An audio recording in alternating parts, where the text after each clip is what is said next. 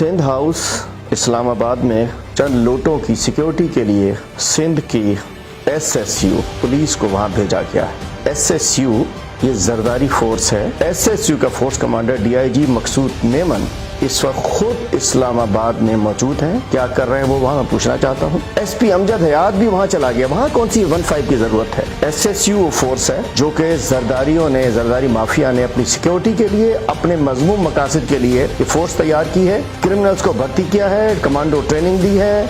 जब वर्दी है तो एसएसयू है, वर्दी उतर गई तो जरदारी फोर्स है। तो इसको नजर में रखा जाए। और ये एसपी वहाँ क्या कर रहा है 15 का, डीआईजी फोर्स कमांडर एसएसयू मकसूद मेमन, ये सब इस मजमूम धंधे में शामिल है। कराची में स्ट्रीट क्रिमिनल लोगों को मार रहे होते हैं तो एसएसयू वहाँ नहीं जाती है ड्यूटी करने। जब कच्चे में डाकुओं के लिए भेजा जाता है इस एसएसयू को, वो कहते हैं नहीं जी यहाँ तो एसी नहीं है, देसी अंडों का नाश्ता करते हैं, देसी घी के पराठे नहीं है। न डाकुओं के लिए इस्तेमाल हुई खिलाफ, ना कराची में स्ट्रीट क्रिमिनल्स के खिलाफ कहीं इस्तेमाल नहीं हुई। जरदारी हाउस के भैंसों के बाड़े की सिक्योरिटी भी करते हैं, आज लोटों और बोरों की सिक्योरिटी भी कर रहे हैं। एसएसयू का इंचार्ज आईजी सिंध नहीं है, वो ऐसे बेचारा डायरेक्ट हवलदार है, वो कुछ नहीं है।